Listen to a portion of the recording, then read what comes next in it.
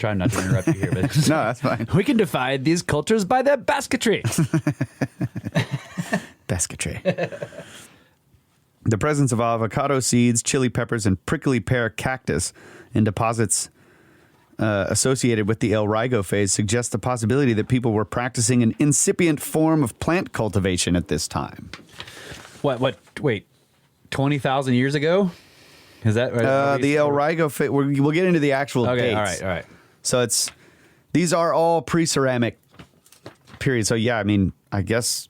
wasn't one of the main problems or controversial things about this site is that it had extreme ages? Yeah. Okay. So there's 4... Pre-ceramic phases where they're doing agriculture. Yes. Okay. Before they invented pottery, they invented agriculture. There's 4 zones within the pre-ceramic period, right? Yeah. The earliest is the one that's hard to pronounce. Ahuerado or Ahuerado. I'll look that Not one pronouncing up too. it. I can't even pronounce it consistently. Let's see if I can look that one up. Ahuerado, El Rigo, Cocatlan, and Abejas phases. So those are the 4 phases. So El Rigo is the second oldest. So back to the paper. The Cocatlan phase followed the El Rigo and was characterized by further increases in the richness and diversity of artifact types. But the cultivation of several plant species may have increased during this period. And then the Abejas phase was the final phase of the Tehuacan pre-ceramic sequence and was characterized by increasing sedentism. People built pit houses for the first time and may have lived in them year-round. Importantly, this period saw the first introduction of domesticated maize to the valley and to the Cocatlan Cave in particular. After the Abejas phase, Cocatlan Cave experienced an occupational hiatus for up to 2,500 years, after which time it was reoccupied by people who made and used pottery. So that's, I don't know, it's cool. Yeah, it's cool, but I'm interested also in when these are dated. But I guess we'll get to that. That's what you're saying. Yeah, we're gonna get it. Like it gets into the explanation. When did the pre-pottery This is kind stuff of end? like almost all of this stuff was these guys. They're just citing the other. Oh, okay. They're saying papers. this is what was thought before. Yeah, because they didn't go to the cave. Okay. They used materials that were excavated by Johnson. Yeah. And this McNish guy. Okay. And a bunch of other people. Right, so they're just going through and telling you, like, here was what all the other archaeologists that have dug in this cave have like built in terms of the timeline. Okay, all right. Based on all the things that they excavated and cataloged from the cave. Yeah. So that's just the history. Okay. No dates. No dates. Right, except that they had Pleistocene fauna bones in some parts. So now they go into materials and methods, which I'm going to skip most of this. Maybe just this. So they say we selected a sample of 17 bones, 8 lagomorphs, which everybody knows is a rabbit, and 9 deer specimens from the collection originally excavated and studied by the TABP, which was in 1967. Okay. Let's see. Lagomorph sounds like a science fiction monster. Yeah. Because zones of Cocatlan Cave are known to exhibit post-depositional stratigraphic mixing, particularly on the western side of the cave, we excluded multiple specimens for our phase model according to these considerations. So then they went into detail about all of the stuff that the previous archaeologists, again, had explained where there was like mixing up of the sedimentary layers or the depositional layers or whatever they're called. Okay.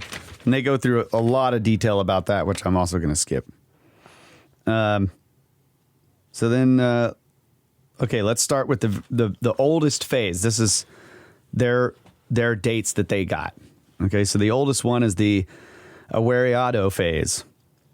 For the early Ahuerado phase zones, the modeled age range was from 33,228 to 28,279 calibrated years before present. Wow. These ages are much older than anticipated. We nonetheless accept these results as valid because All 6 early Aureado samples exhibited similar dates. The observation that all other specimens exhibited ages similar to what was anticipated. So I messed that up, but basically all the other specimens from the other layers had dates that were anticipated. Okay. So in other words, it wasn't like something went wrong with the actual experiment, the mass. The only unanticipated date was the earliest layer. That's right. And Everything all else- of the specimens of the earliest layer gave similar dates. Right. And then the later layers, which had anticipated dates, those were matched by the same kind of test. Yeah. That's basically what they're saying there. He says that the paper says that McNeish and the TABP assumed that the Aureado phase was associated with the period of approximately 12,000 to 9,500 calibrated years before present. Though later publications by McNeish suggested it could be as old as 32,000 years. The Pleistocene ages from early Aureado zones correspond to a period just before the last glacial maximum, which was 26 to 19 Ka, 1,000 years. Yeah. When global ice volume was at its peak and sea levels were at their lowest. Clark and colleagues classify the period of 33,000 to 26,500 before present as the local last glacial maxima, a time when multiple ice sheets first reached their greatest extent just prior to the global LGM. The local last glacial maxima Pleistocene ages from Koekatlan Cave, from these zones that they just tested, are congruent with the associated faunal remains from these levels. The Pleistocene radiocarbon ages of analyzed faunal bones from Koekatlan Cave are surprising, given that McNeish and the TABP suggested that these levels represent a period in which humans occupied the cave. Right? They're not analyzing human bones. Yeah. They're analyzing faunal bones. But all the archaeologists previous to this are like, this is human occupation level. Right. Yeah. Here we go. This is why I feel like this is part of the main topic. Yeah, We're it about is. to watch this happen. Yeah. Yeah. And Where now they're going to start. Now they're going to start throwing away all their old data. Yeah. Okay, here we go with the old data. That's I'm going to get to it. What did I read there? These early ages, however, are older than expected in traditional models for the peopling of the Americas. Describing the archaeological evidence, Johnson and McNeish stated that these zones contained a few artifacts and a succession of small floors made up of either combined humic material and finely comminuted charcoal or vegetable matter clearly indicate human occupation. Additionally, Flannery, who's another scientist's name or archaeologist's name, noted a large amount of jackrabbit foot bones, mostly excavated from a single 1 by 1 meter square unit within the early Aureado deposits, suggesting they represented the butchered remains of jackrabbits acquired through hunting drives. The presence of bone breakage and evidence of thermal alterations to the bones further suggested that they had been processed by humans.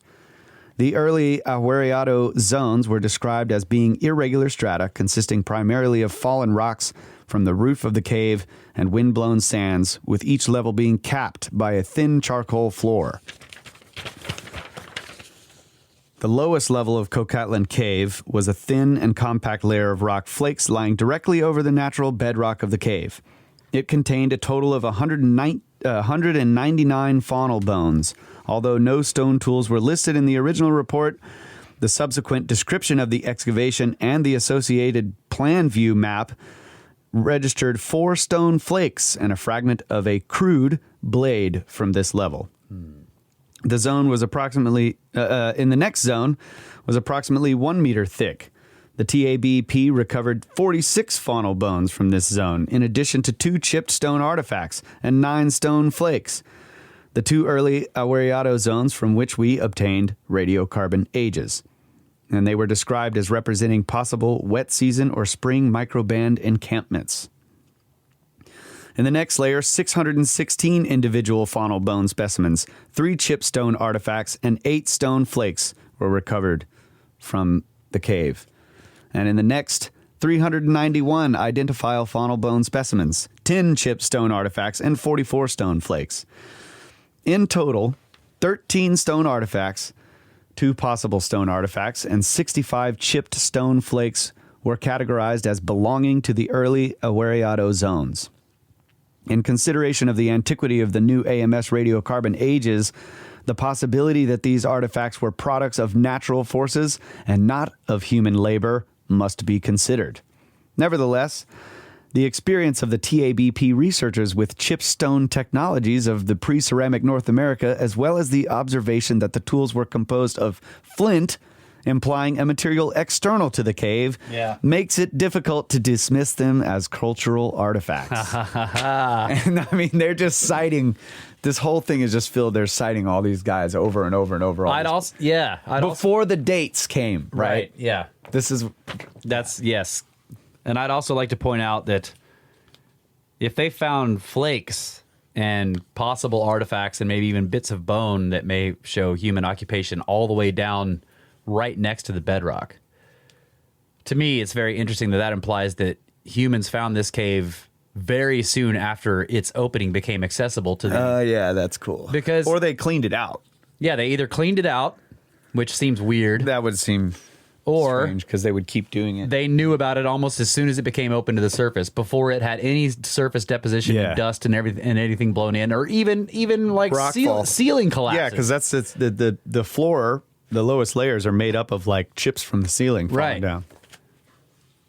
Very cool. So skipping a bit, brother. Finally, chipstone artifacts from recent excavations at some other place in Zacatecas were associated with optically stimulated luminescence and radiocarbon ages ranging from approximately 33,000 to 31,400 calendar years before present. So he's just pointing out another separate site that's showing these same. Although our new radiocarbon ages from the late Awareado zones of Coquitlam Cave remain only tentatively associated with human activities, they join this list of potential pre-Clovis sites from Mexico. There you go. And then, I think that was all I marked. But I just love that. Man, I feel like fantastic. It's like this is exactly the stuff that we're hearing in this book taking place right now, and we get to actually watch the arguments unfold in real time. So I'm looking forward to keeping an eye on this story. Yeah, you're right. The pre-Clovis arguments are a form of this debate happening right now. Yeah. Like a bunch of them. Yeah. Yeah.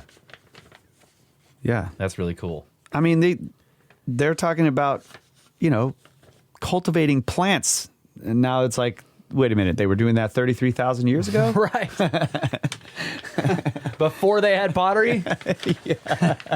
I like your question, because if it wasn't fired, but I mean, in a dry cave, you're going to find the flakes. I think ceramics implies fired pottery. Okay. I think. I think you're right. Because you can find pottery fragments that aren't fired but have been baked, either by heat or by the sun or whatever. They didn't mention any of that. Right. And that's the other interesting thing is like the rabbit feet, right? Charred bones of rabbit feet. Yeah. How many of them were there in a 1 meter spot? Just like all the rabbit feet. Right. This guy was like, I'm going to get lucky, bro. Yeah. I'm going to make the coolest butt flap. I thought of luck too. I was like this. I was thinking the same thing. Like somebody was looking for luck there. Keep all those rabbit feet. All right, what do we got time here? Should we just cut this segment and go to the next one? We're almost at an hour. It's up to you. It doesn't make any difference to me. Yeah, let's do it. I'll make a decision. We'll be right back.